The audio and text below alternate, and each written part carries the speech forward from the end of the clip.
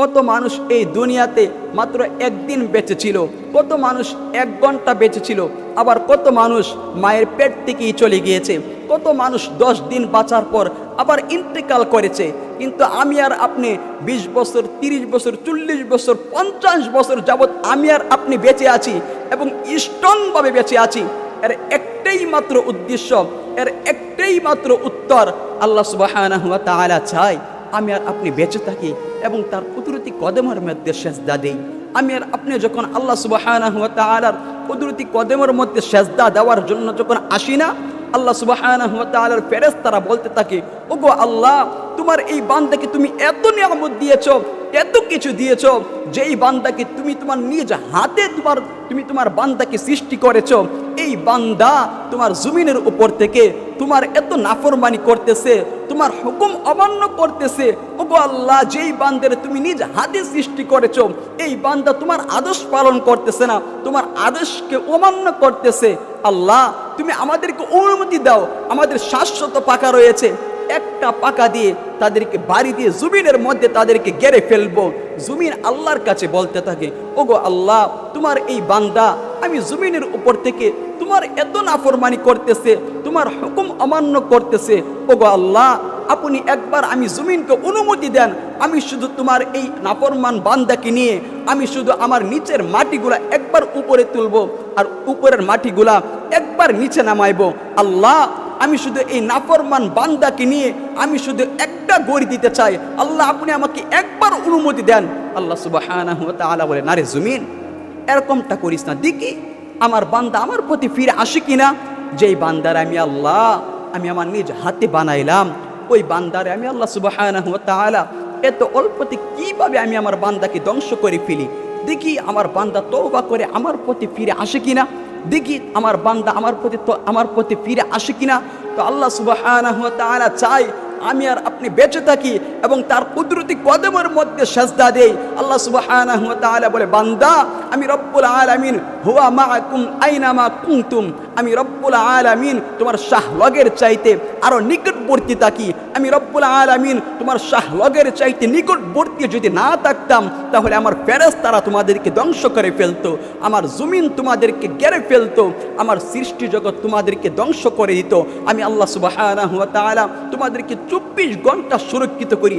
আল্লাহ সুবহানাহু ওয়া তাআলা আমাদেরকে 24 ঘন্টা সুরক্ষিত করেন, না হলে আল্লাহ সুবহানাহু ওয়া তাআলার সৃষ্টি জগৎ আমাকে আপনাকে ধ্বংস করে দিত।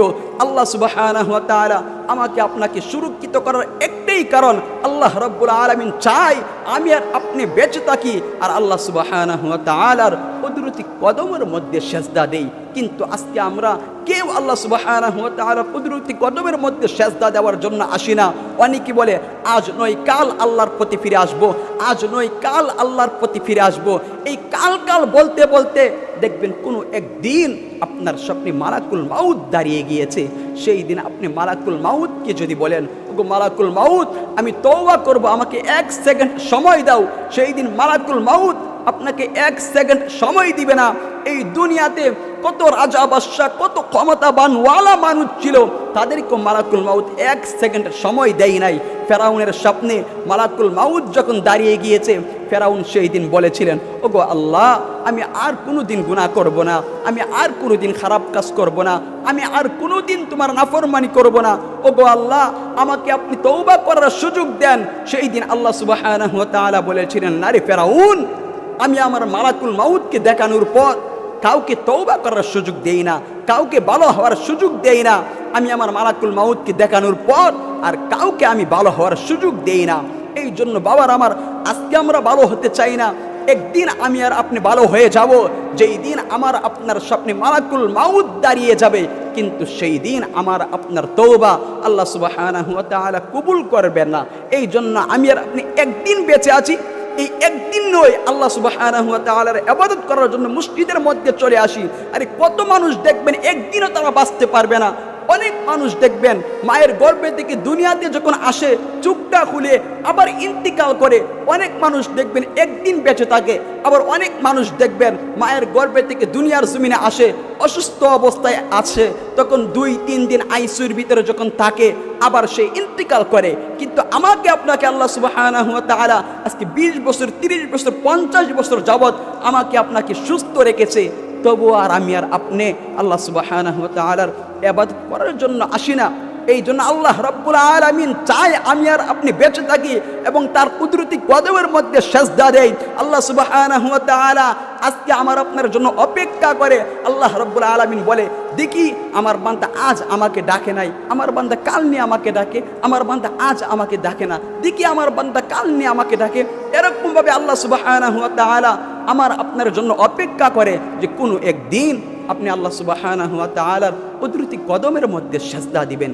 এই জন্য বাবার আমার, আমি আর আপনি বেঁচেই আছি একটাই কারণ, আল্লাহ সুবহানাহু ওয়া তাআলা চাই আমি আর আপনি বেঁচে থাকি এবং তার কুদরতি কদমের সেজদা দেই।